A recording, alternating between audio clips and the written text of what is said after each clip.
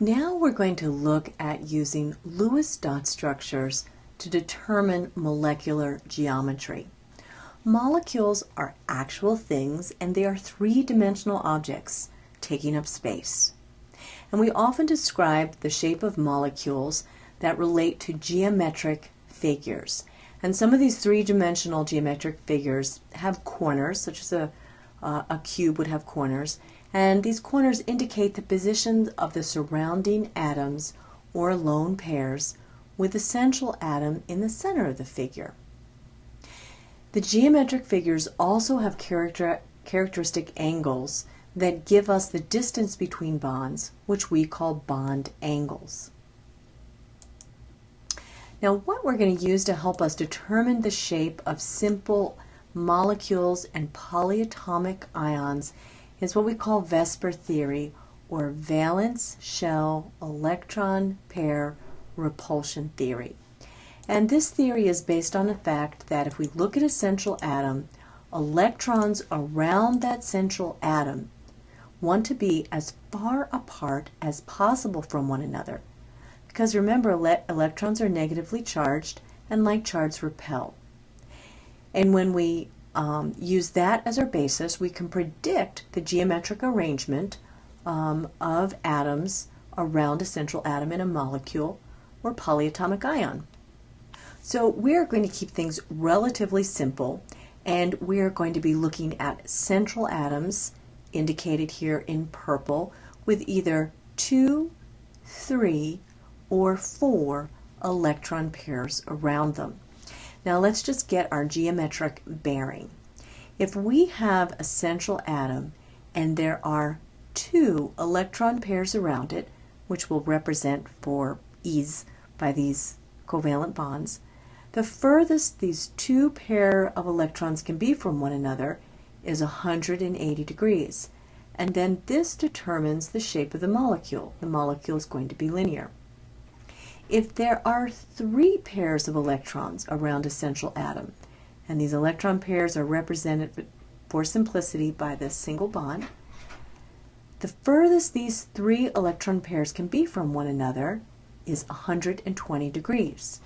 And if we drew a line connecting these 3 atoms, it would be a triangle. Because the angle between each bond is going to be 120 degrees, it's a plane. So we call this shape trigonal plane, or trigonal because of the triangular aspect of our connected atoms, and planar because they actually are in a plane. Now here's a shape that we're probably not as familiar with in our everyday life. It's what's known as tetrahedral. If we have a central atom with 4 atoms attached to it, we might think that 90 degrees is the maximum those four bonds or those 4 electron pairs can be from one another. If we were just in 2 dimensions, that would be the case. However, because we're in 3 dimensions, there is actually a shape that allows 4 electron pairs to be even further than 90 degrees apart from one another. And this forms a shape known as tetrahedral, and the distance between every single bond, no matter which 2 bonds we look at, is 109.5. And if we were to draw a shape, it would look like a pyramid that would have a triangle base, and it would end up having 4 sides, which is where this tetra comes from. Let's remember, tetra means 4 in Greek. Okay, so now that we have our geometric bearing, let's look at how we are going to gauge what the shape is going to be. We have to look at the central atom in a Lewis dot structure in a very specific way. What we're going to do is first we're going to identify the central atom. And in some cases there may be more than one central atom, but typically there's going to be one central atom. The central atom is what we look at. In this case it's going to be nitrogen.